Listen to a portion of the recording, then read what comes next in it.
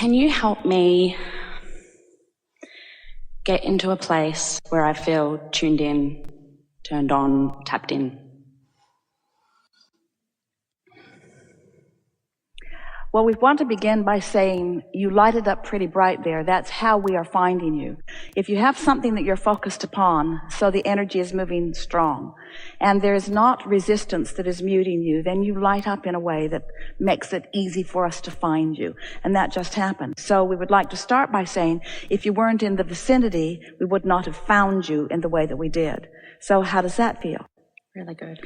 And that is, in fact, the way that you increase that, is by watching for the evidence of the alignment. Because if you feel that you need to find something that you haven't found, now the emphasis is upon what you haven't found, and you can't get there from there. But if you are acknowledging the evidence that is evidence of what you are wanting, and you amplify that, that's the way you get there. That was easy, wasn't it? Kind of. Why not easy? Wasn't that logical on every level? If you hadn't been in the vicinity, we wouldn't have found you. So there you are. So now are you going to argue for your limitation by saying, but I'm not there very often? No, I think I was looking for an example of when I've been there, or how. Just now. Just now. Okay. Just now. So just now. That's the interesting thing, isn't it? How can you miss something that's happening now? Well, because I was remembering other things. And here's why what just happened. Your question is pulsing within you. Yeah. And the answer is pulsing within us. And the vibration of the question and the vibration of the answer are different frequencies. And so sometimes when you ask the question, even though we're giving you a brilliant answer, you can't hear it because you're still in the question mode. So we'd like to throw it back to you. Can you give us examples of when you are tuned in, tapped in, turned on? I think I feel it inside sometimes. Well, how would one know? What's the evidence of alignment? We're going to stay here for just a moment. What is evidence of alignment? I think for me specifically, there's been times where I kind of inside feel like, yeah, I'm on fire. It's all going great. And for me, it's energy. The evidence is emotion. Yeah. And of course, we would say alignment is happening anytime you're not feeling negative emotion. In other words, contentment is evidence of alignment. Passion is evidence of alignment. Enthusiasm, bouncing off the wall enthusiasm, yes. Eagerness is. That feeling of exuberance, it's that feeling of yes, it's that feeling of well-being. All of that, those are evidence of alignment. Do you ever feel any of those things? Yes. And so is your question, what is your question then? I've got it. If you feel that, and you know it when you feel it, so was your question more, how can I always be there? Yes. You can't. You can't always be there. Is your question, should I always be there? No. If that were the case, you would have stayed here with us. You said, I'll go into contrast and I'll deal with it. I'll know what to do about it. I will manage it. I will benefit from it. I will benefit from knowing what I don't want as much as I benefit from knowing what I do want. And I will no longer reside, as most humans do, predominantly in a step one mode.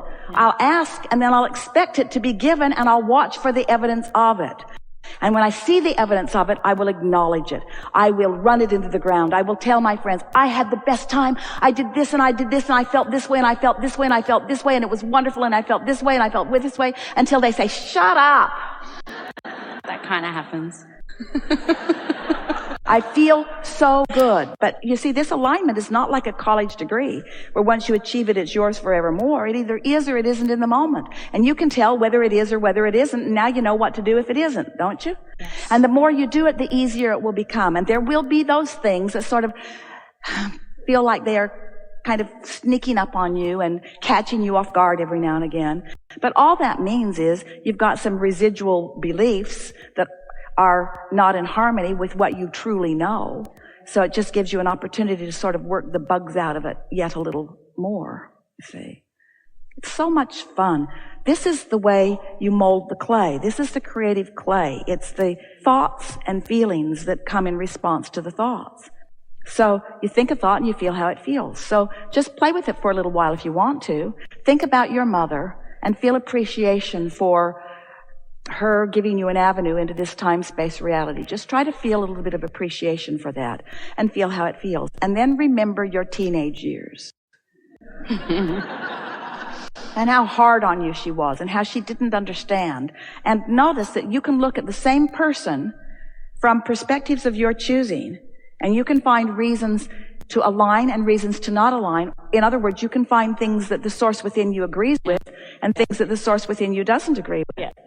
So we're not wanting to make your question seem unimportant because it is. One day, not long ago, a woman was sitting out there and she had been eager about getting into the hot seat. We were actually not that aware of her.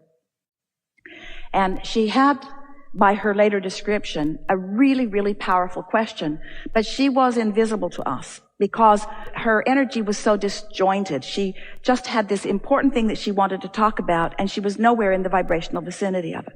So as the day went on, as it has today, and she listened to more of our rambling and listened to more of our logic and began resonating with more of the knowledge that is within her and came more and more to alignment. All of a sudden, she lighted up. There she was.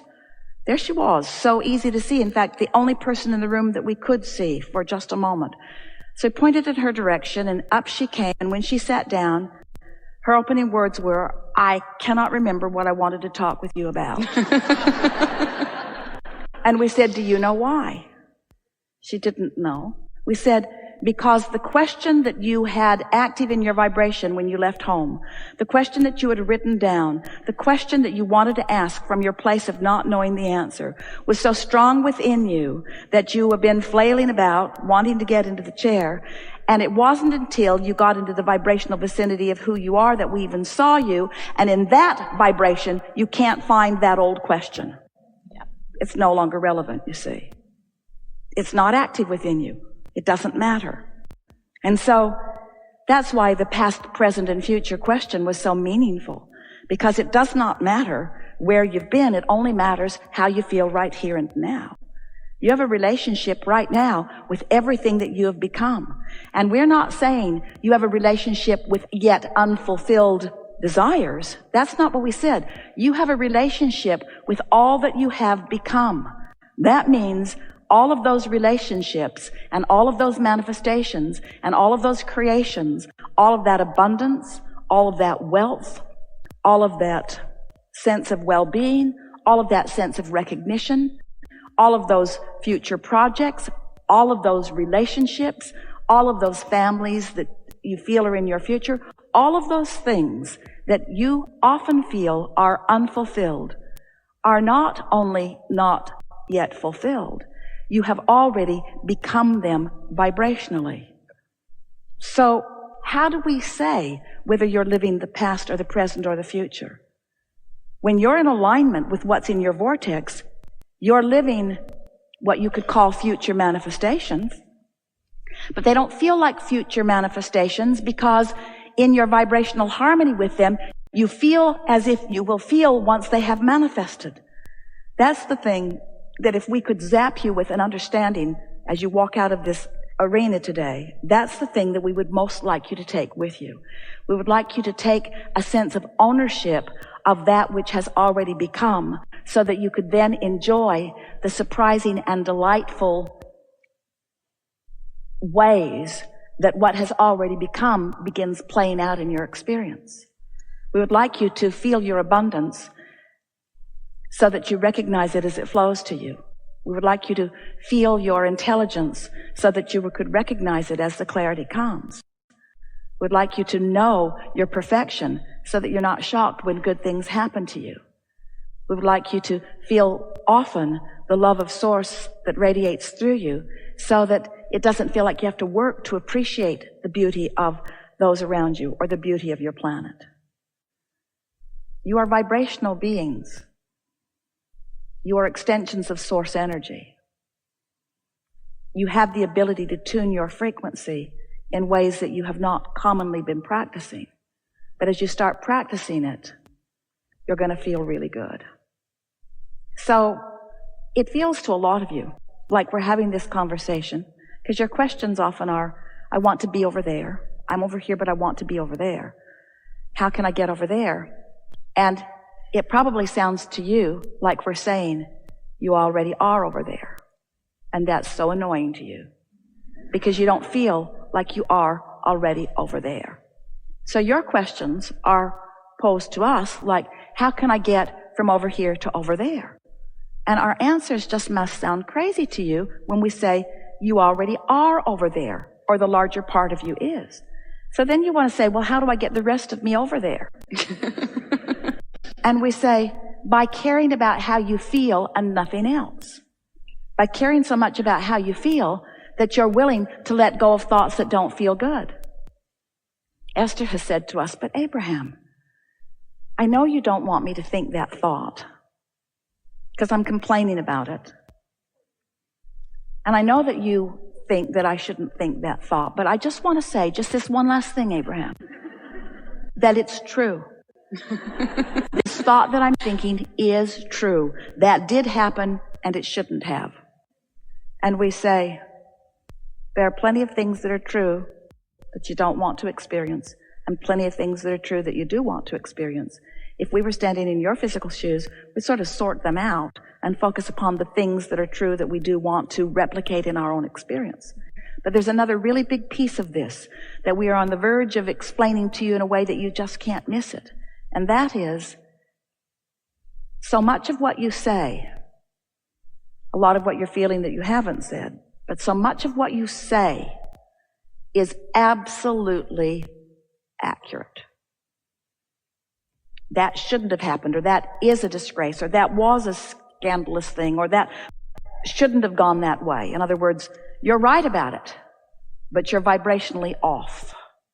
And that's the sentence that we would like you to sort of play through your mind a little bit. I know I'm right. I know I'm justified in how I feel. I know I am, but I'm vibrationally off. Because this negative emotion that I feel is my indicator that I am. And then just say to yourself lovingly, and I just can't get there from there. I just can't get there. Feeling like I feel, I cannot get to where I want to be. There's just not enough action in the world. There are not enough considerate people in the world. There aren't enough people who will move things around for me to buck my current. Law of attraction is responding to my current over which I have complete control. And I haven't, frankly, we love you very much, we're speaking on your behalf, I've not been deliberately exercising my vibrational control that much. I've been mostly just looking at what is and offering a vibration about it, and then complaining about it, and then joining together with others to talk about it, and then wondering why I can't get over there to that better feeling place. And the only reason I can't get over there to that better feeling place is because I've got a vibration going on about the place that I'm standing, and so I'm not really stuck because things are always in motion, things are always changing, but it's just changing to more of the same. Why won't it change to something different? We say, you've got to change to something different vibrationally. You have to find a different vibration. And when you do, the evidence is going to be so joyful. You know how much fun it is to recognize that you've got some negative emotion and take ownership of it. I've got negative emotion. I do. I've got negative emotion. I've worked really hard to feel this bad. I've talked to a lot of people about it. I've focused upon this problem. This has been an issue for most of my life. I have earned this negative emotion.